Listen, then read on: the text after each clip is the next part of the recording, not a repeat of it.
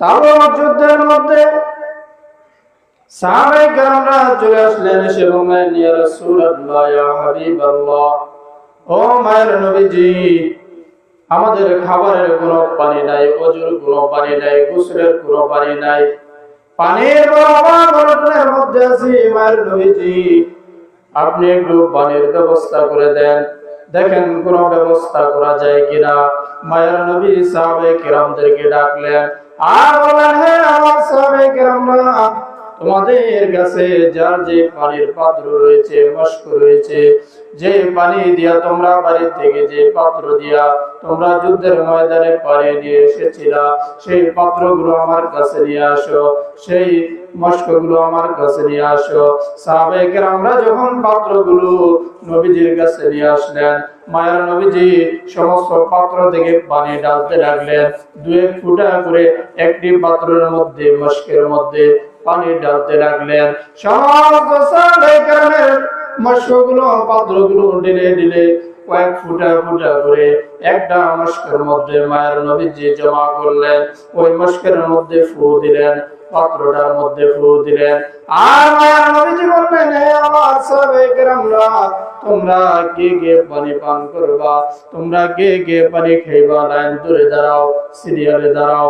সমস্ত সাহাবায়ে কেরাম ওই ছোট্ট পাত্র থেকে পানি পান করলেন।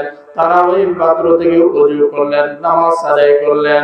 মায়ের নবীজি বললেন, হে আমার সাহাবায়ে কেরামরা, তোমরা যে পাত্র দিয়ে পানি নিয়ে এসেছিলা, সেই পাত্রগুলো আমার কাছে নিয়ে আসো।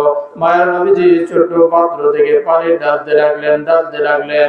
যার যার পাত্র বলে ফেললেন। সমস্ত সাহাবায়ে কেরামরা পানি পান করলেন, ওযু করলেন, এমনকি তারা গোসল করলেন।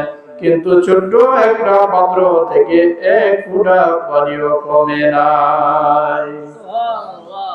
খুশি হন নাই? জোরে বলি সুবহানাল্লাহ। এই বরকতের ভান্ডার আমাদের নবীকে আল্লাহ তাআলা দিয়েছিলেন। যে জায়গার মধ্যে হাত দিয়েছেন, যেখানেই দম করেছেন, ফু দিয়েছেন, আল্লাহ তাআলা অসংখ্য অগণিত বরকত আল্লাহ সুবহানাহু ওয়া তাআলা সেখানে ঢেলে দিয়েছিলেন। আরেকটা দৃষ্টান্ত দেই হাদিস শরীফ থেকে। হযরত আনাস রাদিয়াল্লাহু তাআলা আনহু নবীজির 10 বছরের খাদেম ছিলেন, খেদমত করতেন। একদিন এসে বললেন, নবী গো, আপনি যদি মেহেরবানি করে আমার বাড়িতে দাওয়াত গ্রহণ করতেন, কবুল করতেন, আমি বড় আনন্দিত হতাম, আমার বাড়িতেও সবাই খুশি হতো। আমি আপনাকে এক বেলা মেহমানদারি করাইতে চাই, আপনি আমার দাওয়াত কবুল করুন। নবী আমার দাওয়াত কবুল করলেন। হযরত আনাস রাদিয়াল্লাহু তাআলা আনহুর বাড়িতে গেলেন।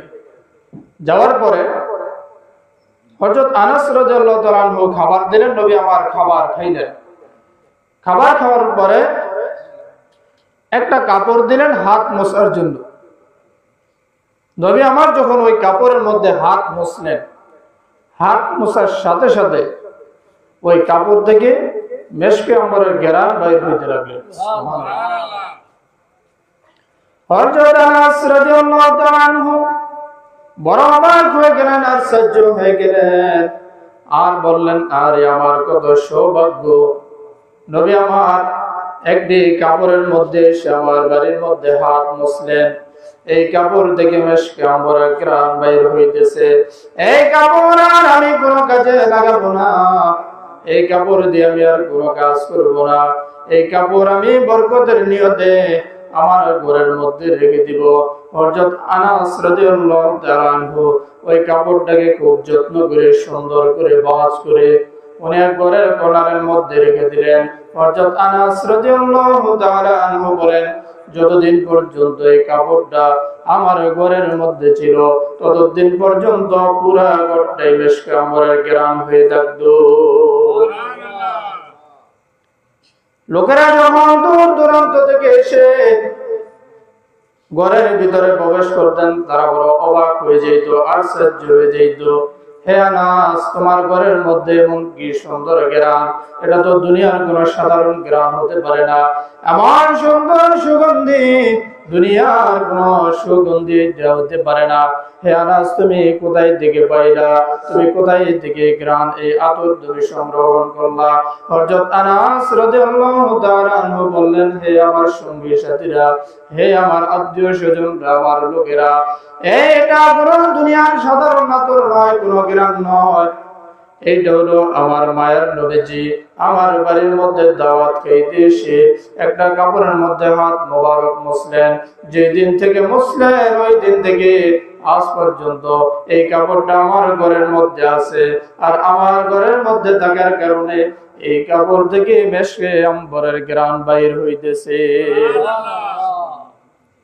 অনেক বছর পরে এই কাপড়টা হযরত আনাস রাদিয়াল্লাহু তাআলা আনহুর বাড়িতে অনুষ্ঠান হওয়ার পরে এই কাপড়টা দিয়ে একটু কাজ করছিলেন, দস্তর হিসাবে বিছাইছিলেন।